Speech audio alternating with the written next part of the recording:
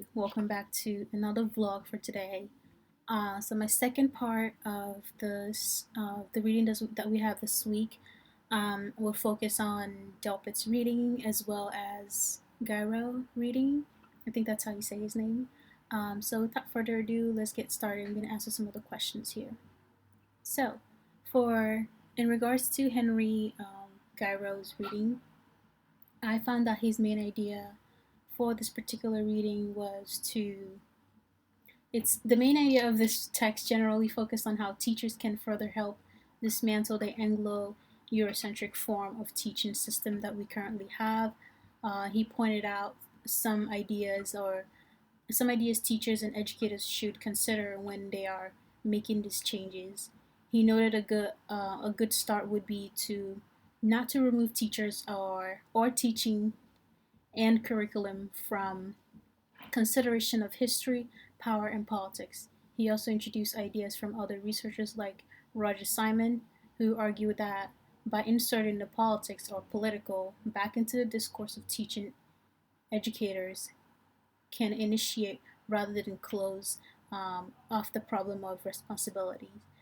From my understanding, I think therefore, it is important to input politics in teacher curriculum to further increase teachers' understanding on how to help the students, or as Gyro put it in his own words, this is to understand politics and emancipatory possibilities to it provides for thinking about and shaping their own practices.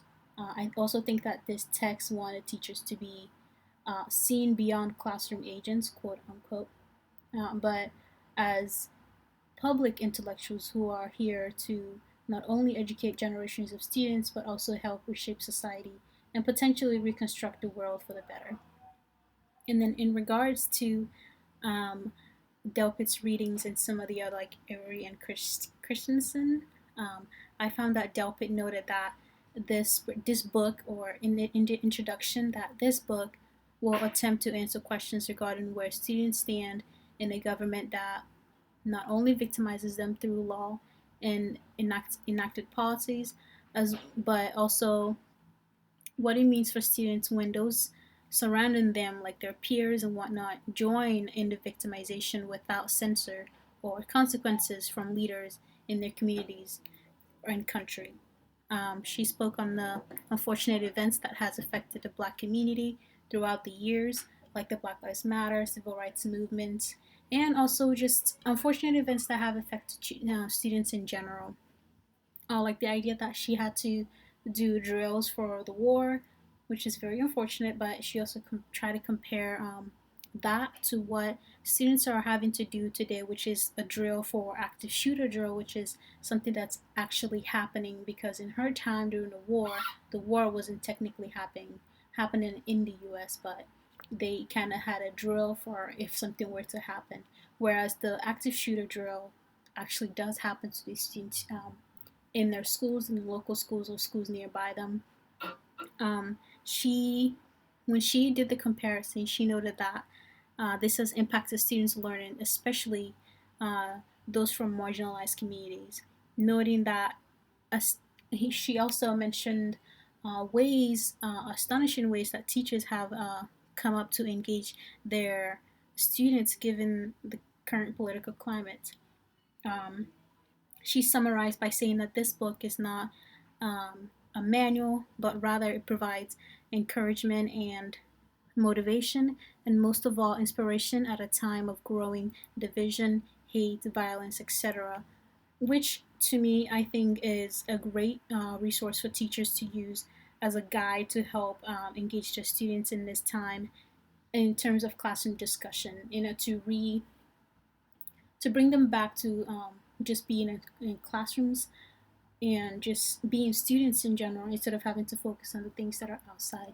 But I did like Ayers, I think that's how you say her name, Ayers' idea of where she focused on how she intends to live her teaching life, and she also shared a list on what other teachers can look at as inspiration to how they can successfully teach. She called it the Looking Glass list. She she kind of wanted teachers to make all these lists of what they thought or what they brought them into teaching or why they were teaching, to post them on their mirrors in the morning or something to look at from when they go up into the classroom, so we can remind them of the values of why they're here, which I thought it was a great idea to kind of self reflect and remind yourself that, or remind teachers of why they're doing what they are doing. So it kind of reassures them that, they're not just teachers, but they are also, human beings in general.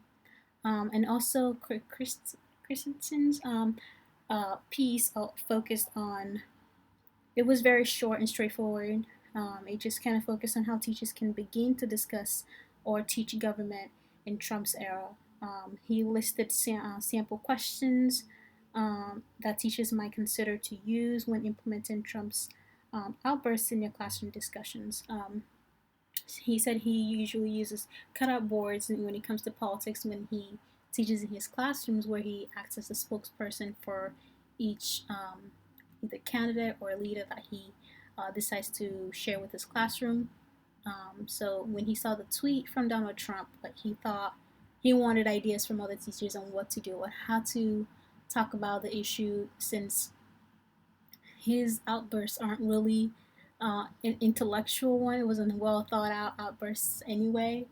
So it was kind of harder for him to implement it in his classrooms. So he posted on his group about who can help him, you know, gather his thoughts, as well as help him come up with ideas of how to discuss it with the students.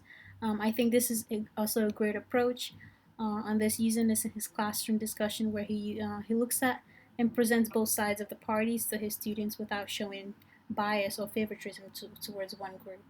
Um, that's kind of all I have for this, and I do have more to say, but I don't want to keep on going. Um, but I do hope that it is somewhat coherent, that you understand what I'm saying, and that I'm not just ranting or going about right now. Um, but yeah, that's kind of all I have right now, and hopefully I get to hear back from you all. Thank you. Have a good evening. Bye.